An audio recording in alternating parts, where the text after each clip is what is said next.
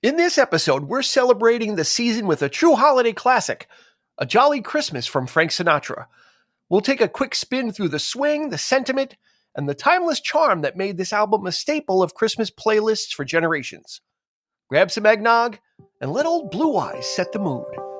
Stay with us. Get ready for the 3324 podcast, where lifelong friends Dean Legiro and Eric Kuber share their love of all things music and movies. Dean has directed short films and is a music trivia buff. And Eric, trained in audio engineering, brings his extensive knowledge of music and film to the conversation as they discuss, debate, and celebrate their favorite albums, films, and much more. Welcome, friends, the triumphant return of the 3324 podcast. Now, that means nothing to anybody except for Eric and I, because you get your episodes every week. But we actually took a 3-week sabbatical. We don't need to go into why, but we had enough stuff stockpiled that we could just kind of chill for the holidays a little bit, right? And just kind of that's right. Yeah, we double it up, we do the work, we get it done, and there it is. We provide it. So there it is. So it was it's been a heck of a year, man. We're closing in on the end of another year and another podcast season as well. And we've, if everybody, they say people have like, what's your everyone has like a secret superpower, and what's your superpower? And I think we found out that the superpower of this podcast is Christmas episodes. That's For some reason. Well, no, let me back off of that. Our superpower is Christmas albums from artists like before 1960 or 1970. Go figure. Our some of our most popular episodes are Christmas albums, which I kind of felt a certain way about it, but now I'm like, you know what, I'm okay with that's cool. Like if people find us during the holidays, it seems like because it's already taken off. It's for this year. It's like I love it because everywhere else you go. Okay, so we're not doing the podcast. We're not.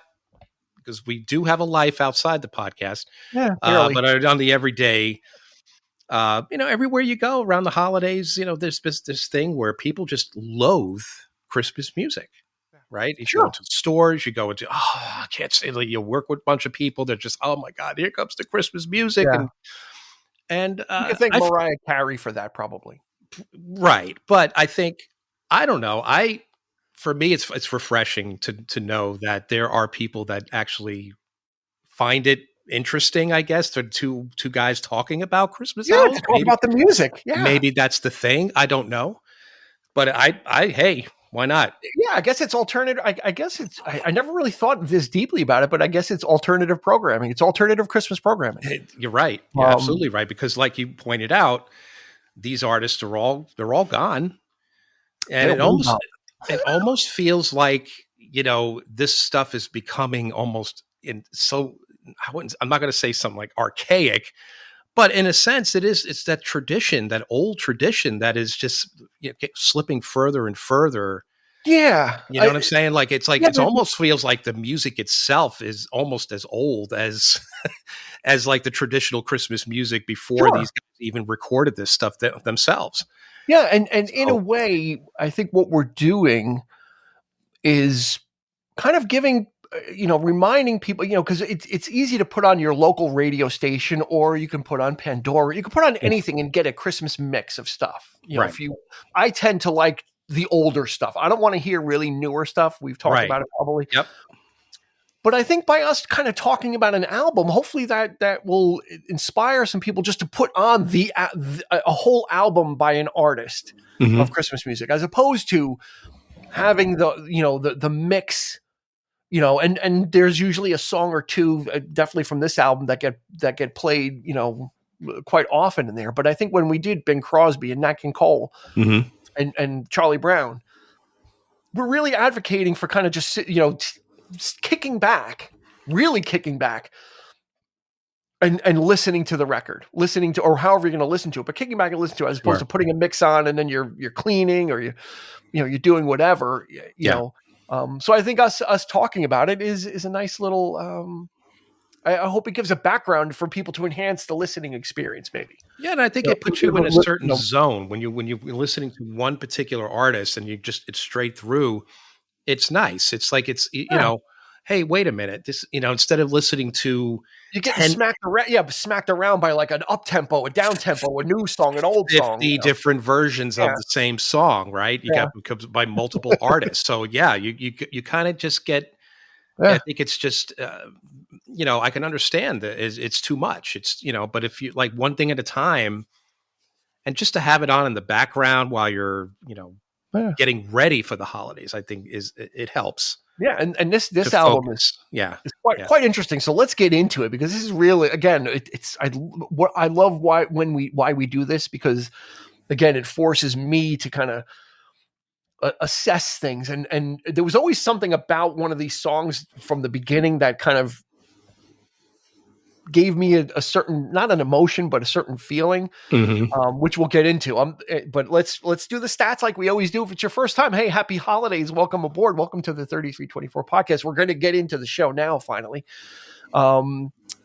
Statistical information. This album, it's called A Jolly Christmas from Frank Sinatra. It's actually his first full-length Christmas album. He had done like some Christmas singles, but this is his first Christmas album proper. This was released in September 1957, produced by Voyle Gilmore. Voyle, Voyle. I've never heard that name in my life. Wow. Voyle Gilmore.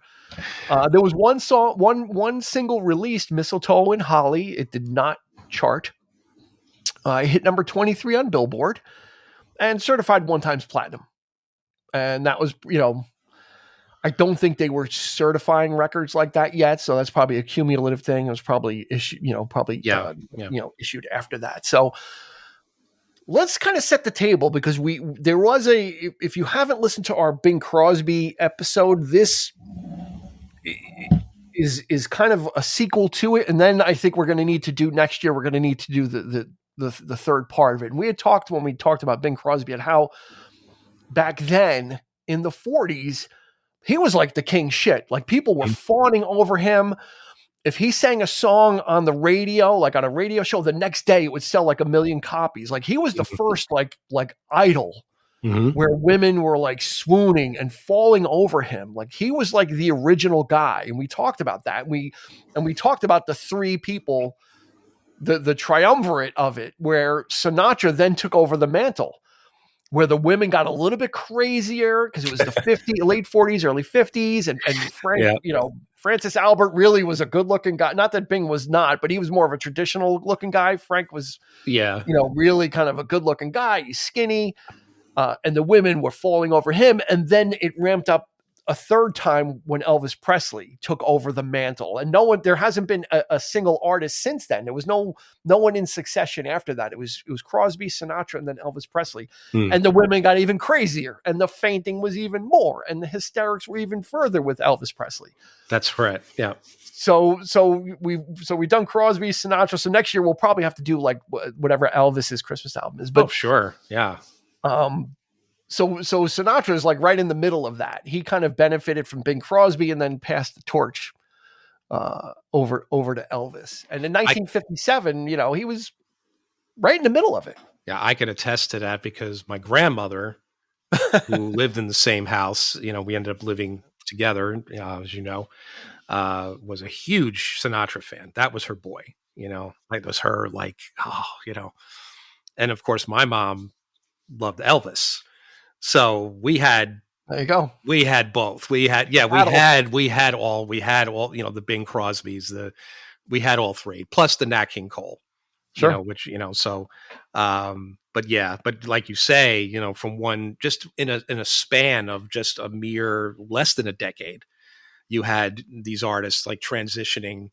Sure. Sinatra was still riding high, of course, but here comes Elvis with his new take on things, and just and that voice just but yeah, I mean, it was so this was in the constant rotation every holiday. This album, I think we actually, as a matter of fact, the last time I was at my parents' house, I'm digging through the basement and old records, and I think my mom actually had 3 copies of this album. Grab them. Yeah. Yeah. No, Grandma. I mean, because I think she forgot that one of them might have been my grandmother's and whatever. So maybe she bought another copy because she didn't think she had it or something. But there's like 3 of the same record, and it's a Christmas album. So yeah, I should tell you how beloved it was. Yeah, absolutely. Yep. This was for Sinatra. This was early on. I think the Capitol Records building was still kind of new. It was like recently built, and he had just started recording in there, in the Capitol Records building. So he was working with Gordon Jenkins, who did the conducting of the orchestra, and then the Ralph Brewster singers. And it's always important, like unless you're going for a really sparse thing. Yeah. Like that's what I love about the Bing Crosby, but I think I love more about the Sinatra album is the arrangements. Mm-hmm. Is that lush, that's where Sinatra lived, is in that lush production sound, being in the studio and having and working with great collaborators, right? Yeah. Yep. And Gordon Jenkins was a few. Gordon Jenkins, he worked with Harry Nilsson. Harry Nilsson did that album called "A Touch of Schmilson in the Night," which was all standards. Okay. Yeah. Okay. He did that in the early 70s before it became a thing. Harry Nilsson did it first. He did an album of all covers, and Gordon Jenkins was the arranger for it. That's wow. Yeah. And there's actually Harry Nilsson did a special where he did all the songs. And and I have to go back and look because I watched it before I knew this and see if Gordon Jenkins is there, where Harry Nilsson walks out, he like sits on a stool or maybe in front of a piano, smoking a cigarette, and they just go through each one of the standards. As time goes by, I think they did a whole bunch of things, but Gordon Jenkins worked with Harry Nilsson on that before it became a thing to do the Great American Songbook. That was like mid to early 70s that Nilsson did that. So there's some high powered, high caliber people that Sinatra is working with. And then the interesting thing about this album is side 1 is secular and side 2 is religious. So the first side is all just like, Christmas songs about Christmas. And then the other side is the religious stuff, which is kind of nice because people, not everybody likes the religious stuff, which is fine. This way you can actually listen to just the first half of the album and not have to skip through. It's like, oh, okay, here's and skip around. So I thought it was kind of an interesting idea. Yeah. To do it that way. It does work that way. And I think a few people have done it since. I think of some like contemporary artists, like newer artists have done it that way. But yeah, I mean, I think it's, and you're right. It's important to, cause I do like the religious stuff, to be honest. I tend to, you don't hear those things quite enough, in my opinion. And it's really, that's where the tradition comes from. I think it's some of the most beautiful music I think ever written. So, and it really kind of gets you in that, you get into a sentimental mood with the secular songs, but this stuff will make you even. I mean, this is where the heart lies. You know what I mean? So it's like I dig both. In an album like this, you to get both in one swoop is it was a great idea. Yeah, the Beach Boys actually did it. Yeah, also on the Beach Boys Christmas album.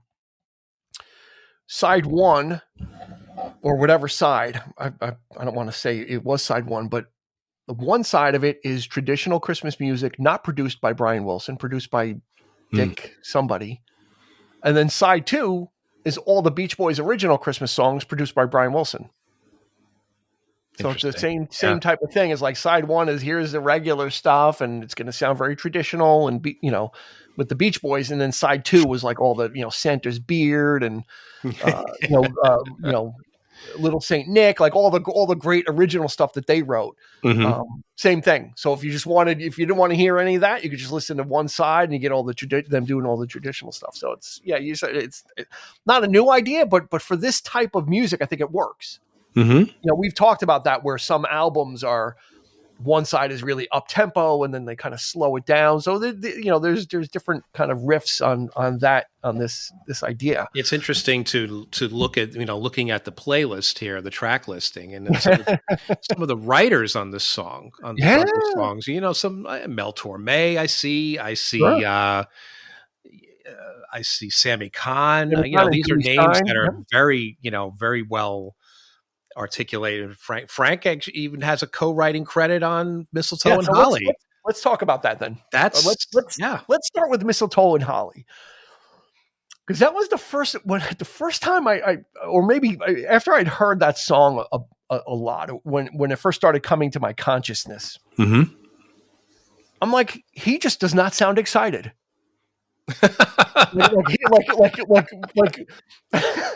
like whenever it's like, oh my God, it sounds so somber, like downbeat, right? And I'm like, the lyrics are portraying something different than the way he is doing the song.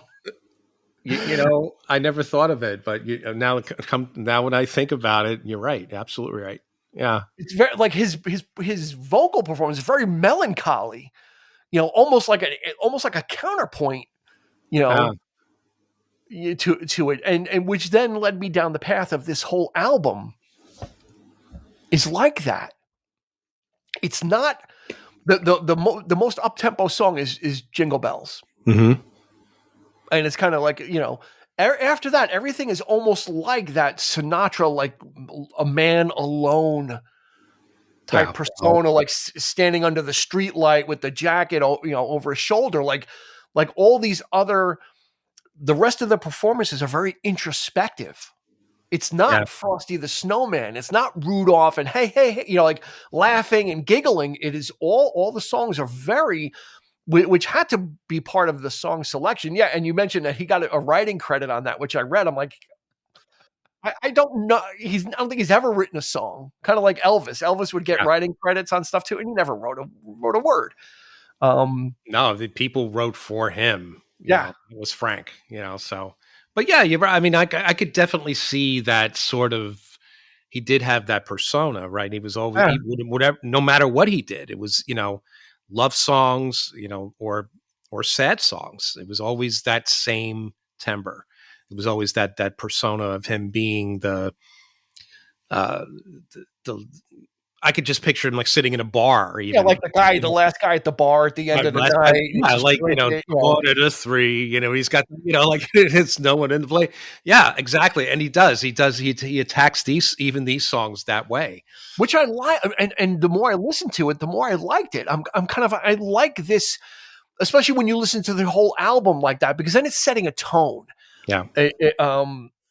I wrote that, it's like there's an overall like introspective tone to the album. Like he's really thinking about these things. And that's one of the great things that I never really gave Sinatra credit for is especially in this era, like the way he interprets lyrics and really kind of owns them and not just because of the way he sounds, because no one else sounds like him, but by doing it this way, right? By putting that kind of it's not a downer, but it's just a little bit more like down to earth. Because the songs are like that too. You said Mistletoe and Holly, I'll Be Home for Christmas, the Christmas song. These are not like fantasy Christmas songs, like, Santa Claus is coming to town. These are kind of like songs about the holiday. Right. Less about like the characters of Christmas and reindeer and stuff like that, but more just about things. Yeah. And I think that's for this album, that's probably, it works in his wheelhouse because they all have that same kind of by the fireside kind of, not somber, but just that low key feeling to it, Yeah. It's not light music. But his interpretation. It's just something different. I think it was just like sort of like keeping that the man's man kind of thing. Like he was just it was a real sort of the post-war years, and just sort of like keeping that that sort of attitude alive. Sort of like I can't do this any any other way. This is me. This is who I am, and that's a reflection of pretty much all his music. You think about when he was a lot younger, his voice. He kind of, it's funny because in his older years, he would be a little bit more exuberant in his performance, especially live. But, when you think about like his younger days, the crooner days when he was young, his voice, he always had that same timbre to his voice. He was never really like out of that zone, out of that box. So this actually it doesn't come as a surprise that he would do this way. And I like it. I like this because era. that's Frank, like he's like, I'm Frank Sinatra. Like, that's, that's his, that's what you're going to get. Like, that's what you're going to get. Yeah. You're not going to get goofy. Right. Although he's done stuff like Marshmallow World with the Rat Pack and stuff like that, which is fun. It's fun to hear if you ever listen to that. It's like live, but yeah. And I love his voice around this time where he wasn't a kid, but he wasn't old. He was maturing, just like I liked the later Elvis in his 40s. Like the voice had matured and got a little sandpaper on it.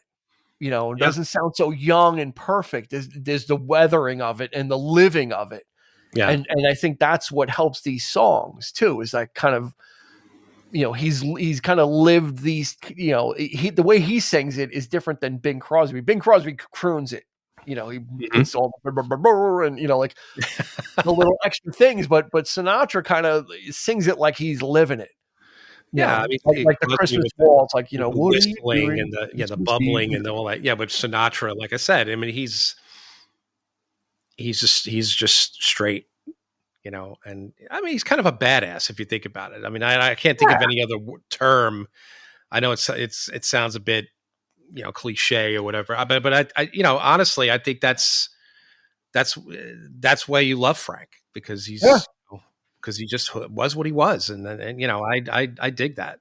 You know what I watched today? The Sinatra Group. Yes. I watched the Sinatra Group for the SNL. One of my all-time favorite skits. You don't need to go blue. It's one of the best skits. Like, absolutely. Yep.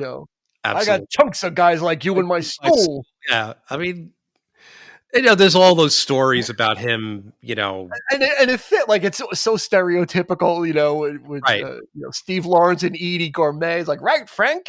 Yeah, Frank. Like, shut up, you ass kisser. Like, you're riding in my wake. You could be opening for me or headlining at the TikTok Inn. The great Phil Hartman. Yeah, just it sounds just like stuff that it's so stereotypical, like what people think of how Frank is. And from what I've read, he actually isn't really like that. He's actually a very generous guy, and would have people over to his house all the time and help people. Yeah, there's that famous story about the cufflinks. I forget it. Because he used to have like comedians open for him. Yeah. And one of the comedians told the story about, like, this guy came up to Sinatra, something happened, and Sinatra like gave him his cufflinks, gave the guy's cufflinks, and the comedian's like, Frank, why did you do that? Those are like, those are like really expensive. And I guess the guy had like a hard luck story, and he gave it to him, and Sinatra's like, I don't own any of this stuff anyway. He goes, we're all just renting it. When I'm dead, someone's going to someone's going to live in my house. Someone's going to drive my car. Someone's going to wear my cufflinks. So it really doesn't make a difference. Wow. It's interesting. Yeah. Like he had a real, like he knew that all this stuff was temporary. He wasn't like, so he gave the guy the cufflinks because, whatever, I forget what the surrounding story was, but it was kind of like, he's like, I'm not keeping, none of this stuff is staying with me anyway.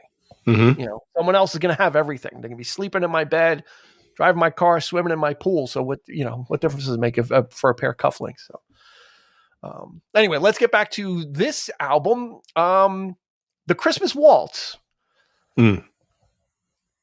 He called up Sammy Cahn, and who wrote this with Julie Stein, and he said to Sammy, he goes, I need a Christmas song. You need to, and this was back in 1950. He recorded it in 54 the first time, and he's like, you guys got to write me a Christmas song. And Sammy Cahn and Julie Stein were like, White Christmas has already been written. Like the ultimate Christmas, like what we can't, like, how are we going to do this? Like they as songwriters thought that the song White Christmas was untouchable. Yeah. Like there's not a better song than that. So what are we going to do? And they had, I think, I don't know if it was Julie Stein had like a kind of a waltz type song that they were working on, and they kind of worked that up into the Christmas waltz, which I didn't know was like a Sinatra original, like meaning original to him. I thought that was just something that was kicking around, but he specifically told those guys, like, give me a Christmas song, and they delivered with the Christmas waltz. So, yeah. And again, it's just that melancholy thing to it, right? Yeah. Just the way he sings, it's that time of year when the world falls in love. Mm-hmm. But it's not on an up-tempo thing, it's almost like he's either reminiscing about it or of nostalgia for it, right? Yeah. It's like almost like he's looking back and he's saying this is when all this stuff kind of happens. So it really is that delivery that helps him, and the great thing about Sinatra on this album too is these songs I've noticed he's in no rush to sing them. Meaning he just kind of lets them come out. Like he's not pushing through these songs to get through them because they're not up tempo. They're right in that kind of crooner wheelhouse where he could just kind of let the notes linger as long as he wants, and he's really good at like the off tempo stuff, is like kind of picking up a line. Yeah. And that's what this album is too. Like it's in no rush. Different than Nat King Cole, right? We talked about Nat King Cole where it's kind of like you put a sweater on, you curl up by the fire. This is like a similar vibe, but different, right? I mean, how is it? It's not the same, but there are similar. I guess similar in the sense of the time and the music, but I think they're only a couple years separate. Well, like Nat King Cole is a little bit more up tempo, I would say. Yes, because it's slightly more, jazzier. Sort of more because he's got that soulful type of voice. So, but three ships come sailing. Yeah, but Frank, like I said, I mean, he just doesn't. He does it his way, right? So I mean, that's Frank. I mean, and that's the reputation. That is there's no joke when people who loved him, when they talk about him in that way, in that light. I mean, when you listen to something like that, we're commenting on this, and I am not a diehard fan of the guy. Neither am I, but I'm just starting to get into him. I respect him.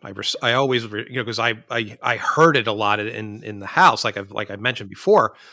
But it's just of course you like your own thing, but I had nothing but respect for the man, because he commanded that respect. I think just sort of. And then even with the arrangements, I know he had like you mentioned before, like he would always pick the best, people involved, and he went out of his way to make it sound and make himself sound better. Right. I mean, but yeah, I mean, it was just, and he was always trying new things, but doing it again, his own way. Like he was just, it was always right. It was always Frank. It was always that steady. And he would never try to do anything out of the ordinary. Yeah, he knew what his wheelhouse was. Yeah, and he knew where other people knew that too. People that came in to work with him, I think, knew that about him as well. And I think they probably took something away from that. Like they came in thinking, oh well, maybe we'll shake things up a bit. I'm sure there had to have been, musicians of the like that say, "Hey, I'm gonna make Frank do a little something more here." But no, as it turns out, no, because whatever. Frank knows what he needs to do, and he knows when he's going to challenge himself. Right. And I think that's why it's important. Why we do these episodes about older artists at Christmas. Because it's very easy to hear one of these songs on the radio. It's very easy to hear White Christmas by Bing Crosby, and then hear, something by Nat King Cole, the Christmas song you'll probably hear from him, and whatever you'll hear from Frank. And it just gets caught in the wash of everything else, and I think you lose what I'm starting to find out about Sinatra is really how everyone knows how, Frank Sinatra's great, but I don't know why. Mm-hmm. And when you listen to an album, like when you sit down and listen to an album of his and really digest it, then you really kind of start to understand. It's not just about Frank and, being king of the world and being in charge of everything, but that he really has a particular way of interpreting songs. And he brings kind of that persona to the material. He brings that persona to the material. That's exactly what it is. As much as it is him, but meaning that's kind of what you're getting. And I think when you're listening to a dog pile of different songs, and then you hear like Last Christmas by Wham right after it, it's easy to kind of forget. I think by us kind of doing these older artists, I hope people will kind of do it, because this isn't something I listen to. This is the first time I listened to this one, but I wanted to kind of get I looked at it, I'm like, wow, he really does a lot of stuff on here. And then I got seduced by just the kind of tenor and the overall mood that he sets. And I think it's a fantastic thing. I just, and not a lot, you don't hear that in a lot of like newer artists doing that kind of thing. Cause they're just, it's an easy thing to do. I just got a recording a Christmas album and I have the chops to do it and this and that. And it's like, only the people that actually maybe care about the season. I don't know. I don't know what's in their hearts or what's in their heads about, doing this kind of thing. But it was like, I feel like the old artist really did care, and they were delivering something to the public that at that time was very cherished and, and very traditional and so things were different. Values were different. And I think, guys like Sinatra understood that, and, all these artists, they all understood that. And, to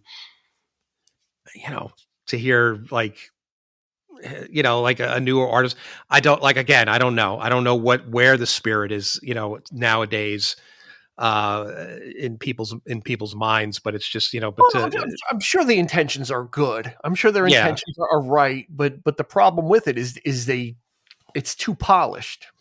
Yeah. There's just something they're trying to sing too perfectly. I think we talked about that probably with the Crosby one, where Bing Crosby's an imperfect singer, which is what makes it perfect. Yeah. Like, and Sinatra's not a perfect singer. He, he doesn't have, especially on this album, he's not like shooting for the stars. But that's what gives it its emotion and its feeling is they're doing what they do best with their instrument. They're not trying to make, hit every C and every G, and we gotta auto tune it and pitch correct. And the strings have to sound exactly perfect. It's like that. It's too sterile. This is beautiful, lush arrangements with just a regular guy singing, like a regular voiced guy, which is that's the great counterpoint. That's why the Bing stuff works so well too, because he's just a guy singer. He ad-libs a lot and he does a lot of extra things, but then there's these beautiful arrangements behind it that that support him, and it's the same thing with this. I think, and plus back then, none of these guys were songwriters. Right. Yeah. So they had there was a whole stable, not that there's not today, but, professional songwriting was really a thing. Right. Because no artist, unless you were like Glenn Miller, right, like an instrumentalist that wrote their own music, like the singers, like that was your job, is you sang. You didn't write songs. You chose or were given material to sing. And Frank is is obviously really good at that too. And I'm sure people wanted to write for Frank, but it's about him finding the right people that can kind of in the material, just like Elvis too. Elvis was the same thing. He's finding material you can connect to. Yeah. And make it your own. Make it sound like you wrote My Way. So you can own it. Like everyone thinks that, but Paul Anka wrote that, right? Yeah. So it's like, that's what is magic for these artists is they're taking material and interpreting it and internalizing it and making it their own. And he does it, even like you said, even on side 2. The First Noel, Hark the Herald Angels. I mean, these are all classics, all religious classics. Hark the Herald Angels Sing, O Little Town of Bethlehem, Adestus Fidelis. It came upon the midnight clear, which is one of my favorites. And then closes with Silent Night. He did not try and tackle White Christmas on this album. probably pretty smart, because if Kahn and Stein were afraid to write a song because White Christmas was already written, true, leave that one to the master. And it's interesting that he didn't do "Oh Holy Night" either, which is one of my favorite tracks. But that's a tough one to do. Yeah, that you got to put. You can't. That is you can't downplay that one. You've really got to. Right. It's got to have that. Not religious feel. It's got to have that kind of feeling to it. Yeah. The whole, feeling, it's spirit, or you got to feel that uplifting thing. Yeah, Bing and Nat King Cole do it really well. They both, they nail it. They got the big boom, especially Bing has that big voice, so he can fall. He can really like lay into it, right? Like, which is what makes this so great is all these artists are so different. And they bring different things to the same, because there's like a pack of like 20 or 25 traditional songs that everybody picks from. And some do them better than others, and that's the thing too. Interesting to go through and sift through, but I don't think there's a lot of, it's like I said before, like a lot of people just don't care enough about Christmas music to kind of want to see who does the best version of this song and that kind of thing. So, right. That might be a fun top 5 for us to do. Like we pick like five Christmas songs, and then we kind of give our pick of who we think does the best version of it. That's a great idea. Yeah, let's do it. We still got time. We can do it. Yeah. Okay. We can do it. Or we can save it next year. Either way, but I think that would be a fun one. Is we pick, Hey, we still got a few weeks left in the month. We can put it together. All right. But yeah, the traditional stuff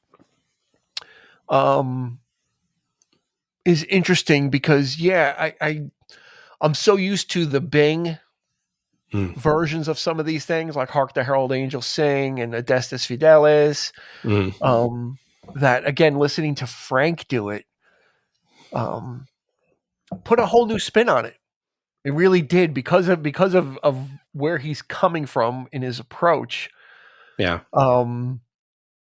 They're religious, but he's not evangelizing. It's more serious. I think he's not like the way Bing would sing or Nat King Cole, like where they're really kind of evangelizing it like that, kind of really sending it out there. He's singing like Little Town of Bethlehem, like a little bit more kind of, again, like on that kind of down tempo. I think he's really kind of touching upon the sadness of Christmas. Cause let's face it, it's the end of another year. Some people do get depressed around Christmas time. He's not, doing it, but I think he's coming at it from that side of it. I think he's embracing the melancholy aspect of, in this music and people reflecting on the year itself. You don't have to be like, troubled or in trouble, like, this is like It's a Wonderful Life kind of thing.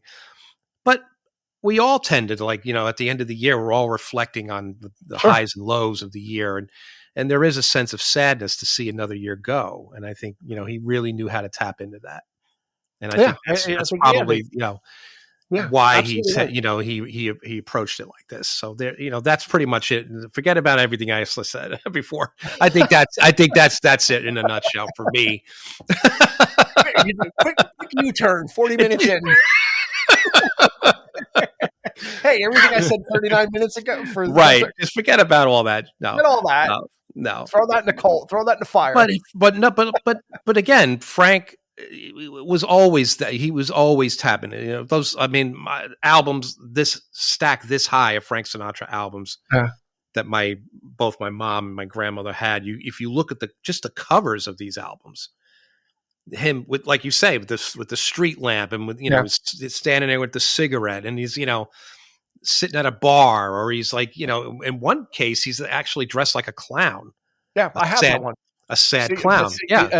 Sings for the lonely. I have Sings that for the lonely. There you go. So he's he knew really how to kind of touch on that side of it, and I think people really appreciate it because it's real. It's it's people going through real emotion that way. It's like in a sense his version of the best songs are the sad songs, right? I mean, it's just so, and I think Christmas songs can be sad if interpreted that way. Sure, so, or reflective. Like you said, kind of reflecting on everything. Yeah, that's kind of gone on, or reflecting on the religion. What the religious songs mean. Right. And looking for a deeper meaning than just kind of knocking them out, and like I said, that's why I liked listening to this, because it was very consistent. I liked that there wasn't all of a sudden Frosty. Yeah. Or something like that thrown in. I like that the approach was even though one side is one type of song and the other is the other, it's evenly keeled throughout, like the mood and his interpretation kind of follows through. So even if it's a secular song or a religious song, he's still able to find that solemnness or lonely or whatever it is. The introspection. I kind of it kind of smooths out the whole album. There's nothing jarring. It would be interesting. It would be interesting to the process of picking the songs, like especially the religious songs. Did he handpick those? I couldn't find anything. You know what I mean? Like, did he handpick those songs specifically, or was it just the fact that I'm sure he probably did. I don't think anybody tells Frank. Well, are these the songs that I can actually sing the best? Probably, like we pointed out, because some of those songs do tend to get, and probably what will fit the atmosphere, the mood. Right. I mean, so it'd be interesting to see that process. So, yeah. No, you're absolutely right. There's probably a lot of things going on there, right? What can I sing? What fits? What am I going for? Who's involved in the decision making there? That's By no. There's. I mean, Silver Bells probably could have fit on here. Yeah. But you know what? But again, what you pose a really good question. Is like, well, what was the thought process? Was he? Is there I feel like we touched on a theme.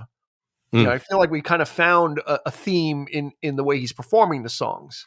Right. So maybe that was kind of where he was coming from, because I think they maybe reissued this album or threw some other stuff on it and reconfigured it or something. But this was the original. The original. I think it's been like re-released like 3 times or something over the years. Yeah, it was on on vinyl, and then they put it. Oddly enough, interestingly enough, my favorite Frank album, I just looked at this, came out right after this. I'm obsessed with "Come Fly With Me." Yeah, I just got it on vinyl. I love that song. Yeah. And then all the other songs are about Brazil, like it's like a travelogue. Yeah. And I just looked at it, and Voyle Gilmore, Worked on that, but he worked with Billy May as the conductor on this. You know, and again, you know, Sinatra asked Sammy Cahn to write a song, and they wrote "Come Fly with Me." I was always partial to "Fly Me to the Moon." Fly Me to the Moon. Yeah, I always liked that one. not on, oddly enough, not on "Come Fly with Me." But Brazil is good. I think it's about coffee. I think the song Brazil, it's about like drinking, it's about getting, like that's what Brazil is known for, coffee and all that kind of stuff. Anyway, so it's fun. So that's you know, he did it right after. This was 57. Come Fly with Me was 58. So he was just knocking them out. I mean, he had that whole Capitol recording studio, and then eventually he'd create Reprise Records. But when he was at Capitol, like, you know, I would just go in whenever you wanted to, and just, you know, okay, you know, get all the guy kind of like, you know, all the Wrecking Crew, whatever the Wrecking Crew was in the 50s. I'm sure was all the, you know, I'm sure he had his cadre of besides like the, you know, the orchestration stuff. I'm sure there was just those jazz guys that he could call for all the basic tracks and stuff like that. So what do you think? So what's where are you landing? You if you had to pick a side, would it be the secular or the religious? I probably go with the secular. I think it suits him better, you know. Not that I think he does a really stand up job with the religious stuff, and like, you know, but like you have that choice. But I think I would probably be more prone to listen to the first side of the record. And that's maybe I'm being a little biased there because of repetition over the years. That's the side that, you know, that was always played in the house. It was very rare that we actually listened to the whole album. We would change things out, and you know, one side of John Denver, and then we'd go to like Nat King Cole, and then it would be, you know, somebody else. So, but yeah, this was usually played. You know, you got to put Frank on. You got to put, you know. Well, you remember those records? Did you have one of those record players in your house where you could stack the records? Yeah. And so it would play one side, and then the next record would drop. That's right. Yeah. And then it would automatically play. So you only were ever getting like the first side of everything. Yeah. Like you could put like 3 or 4 albums, stack it, and it would have like a little release lever, and when the side was over, the next one would drop down. So yeah, that was before. That was for Dobbs. We had that kind of record player. Yeah, my parents had one of those too. You'd put the other one on top, and it's just waiting. Yeah, it would drop down, and like a little thing would like click, and it would unhook it. So, you know what? I would. Geez, I'm going to agree with you only because some of the stuff on side 2, you know, Silent Night's not my favorite. And Adestus Fidelis, you know, that's a bing to me. The other ones are great, but yeah, like you said, I think the secular stuff he was able to personalize a little bit more because it is a little more contemporary. Yeah, you know, so it fits. It's more in line with what he was doing as an artist. He didn't have to leave the area that he was in to really connect with those, as opposed to the traditional stuff. There's some expectations. You got to kind of keep it, you know, keep it the way it is and kind of put your spin on it. But yeah, I'd go with the secular side too, just because of the weirdness of Mistletoe and Holly. Yeah. I never got it. You know, I'm like, why does he sound so fucking depressed? I'm sorry to curse on Christmas. Why does he sound so sad about this? It's time for mistletoe.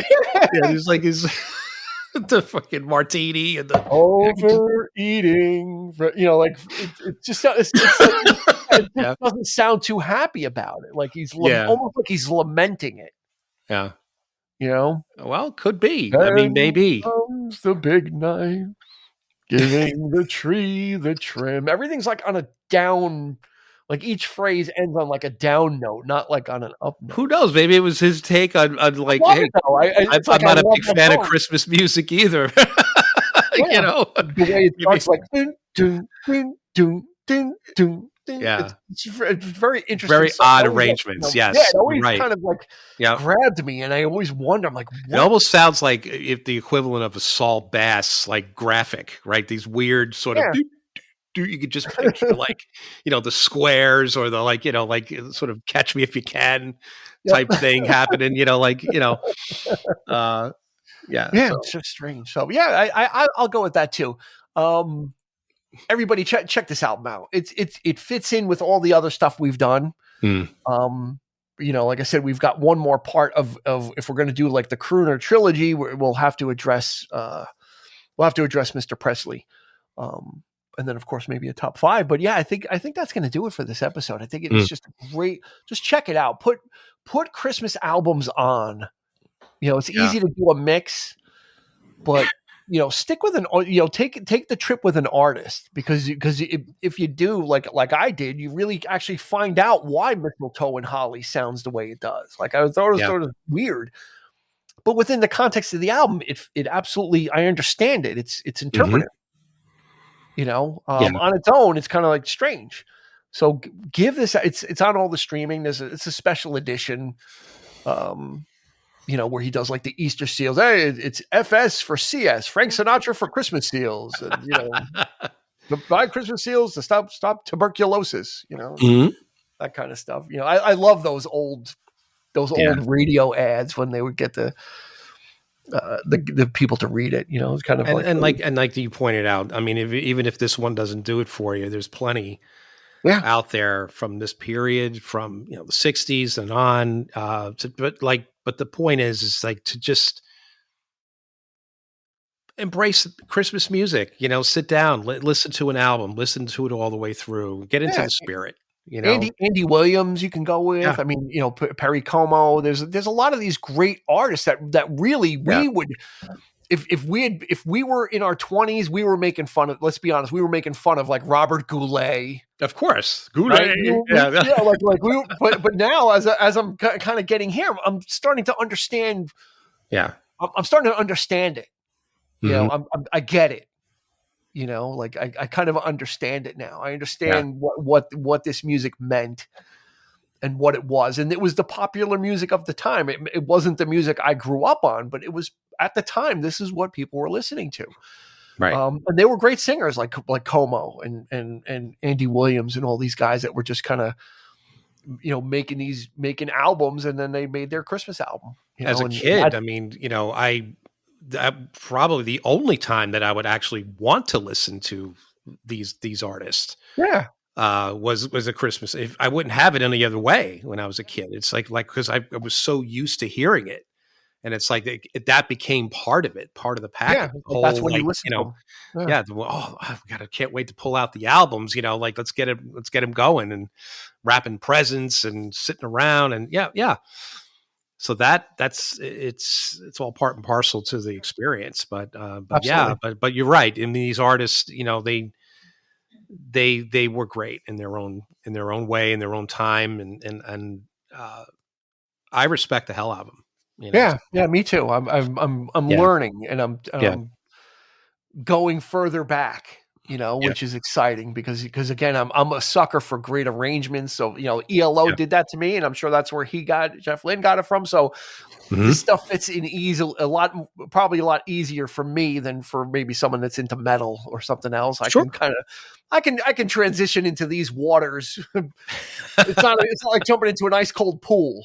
Right. The transition for me is good because I go from warm to cooler and it's all great. So that's going to do it for this episode. So check out the other ones. Episodes come out every Thursday, so you can check new stuff out. We got a bunch of holiday stuff. We've done a couple of holiday films. So if you wanted to get our takes on some of the classic holiday films, like It's a Wonderful Life and Miracle on 34th Street, Nightmare Before Christmas, we even did. There's plenty there. And then we also did our holiday treasury, where we've got some of our great friends and guests who narrate some Christmas stories. So we've got a trove of. There's a whole. Maybe I'll put that online. I'll put a link and I'll just kind of package everything up and so people can find it. But go check out our holiday stuff if you're here for it. We got plenty in the back room, and then the rest of the year, we bring you the best in music and movie podcasting. At least I believe it. Mm-hmm. I believe in that as much as I believe in Santa, and I do believe in Santa. So I firmly believe that we're the tops. Right, Frank? That's great. You got it, Frank. Yeah. Oh my God. I need to go watch that. Uncle Fester, over to you. What's with the chick? I'm thinking cute. I'm looking at you. I'm thinking 14 in the side pocket. Sinead O'Connor. I was dying. I was just like, oh my God, Phil Hartman, poor guy. Like he's so yeah, I know, but it was what a skit. Check out the Sinatra group if you want to. If you better than Joe Piscopo. Joe Piscopo was kind of known on SNL for doing it because he did it a lot more. Yeah, and he did it good, and he makes his living off doing that now. But Phil Hartman's is the comedic, really it was like the McLaughlin Group version of Sinatra. Chris Rock. Chris Rock is in the skit. Sting plays as Billy Idol. As Billy Idol. He was the host of that episode that year. Crazy. Oh my goodness. It was. And Victoria Jackson and Mike Myers are Steve and Edie. Steve and Edie. Yeah. Or Steve Lawrence. Right, Frank? Kick his ass, Steve. Huh? Well, okay. All right, that's going to do it. We've done enough reminiscing. Everybody, from both of us to you, have a happy and safe holiday season.